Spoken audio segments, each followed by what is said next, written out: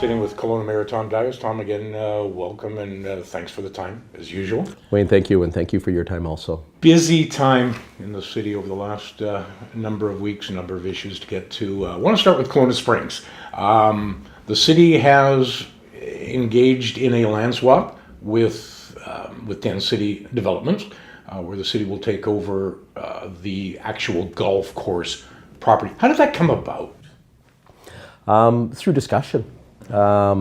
There was, I think, many people may or may not be aware of the process on how it took place. That when we came into office through the OCP, that property had been transferred from recreational into industrial. We then, and that's the way that it sat when we came into office, collectively as a council, through a motion that Councillor Stack moved forward, we looked at moving it back to recreational. So it was allocated as recreational property. The current owner obviously had paid a price for that property that was based upon industrial. We did have discussions with that owner at that point in time whether there was an opportunity to acquire that property back from them. But based upon a calculation of it being industrial land and being roughly around 100 acres or so, the math just wouldn't pencil out. It wouldn't work. So then there was further discussion that took place on, what would be the path forward. Den City started to advocate alongside with pickleballers. Yes. To see whether there would be an opportunity to establish a facility for them there. Den City proceeded through that process to engage with them. And then there was discussions with how do we kind of look at moving this forward. It is, from the current owner's situation, they, I think, were looking at saying if we're not able to move it forward, we'll just wait. And we'll potentially look at sitting on this land, and eventually sometime in the future it will change. We recognize the importance of that facility within the community as a recreational facility and the golf course that was there.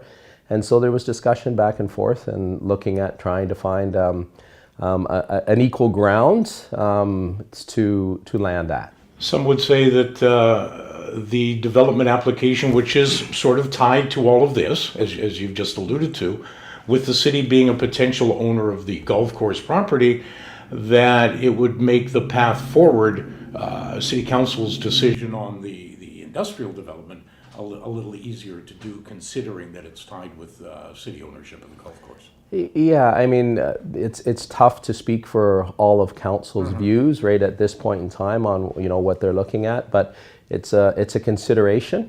And is there a process of kind of back and forth and negotiation to maybe find a landing pad that will work for everyone involved?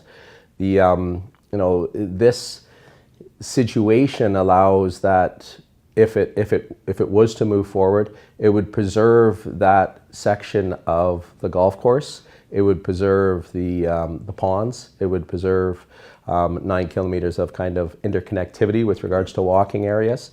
And the aquifer and yeah, exactly, and then the development of pickleball courts, right, if it proceeds. Is it exactly probably what some individuals wanted? No, it's not exactly.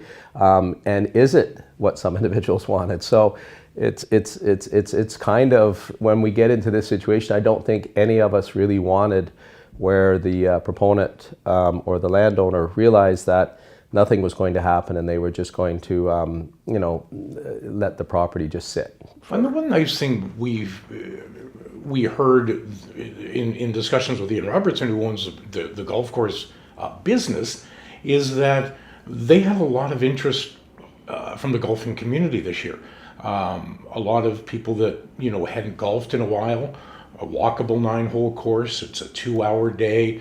It fits perfect with their lifestyle.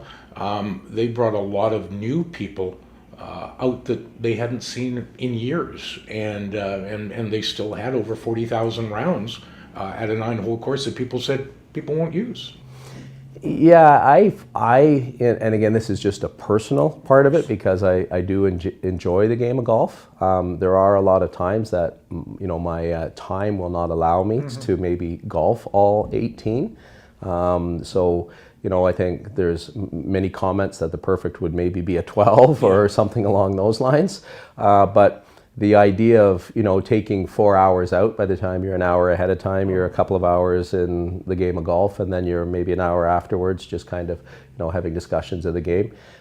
It's a consideration. And I don't know exactly how it will go at this point in time, but is it an opportunity to kind of find a middle road on it? Maybe.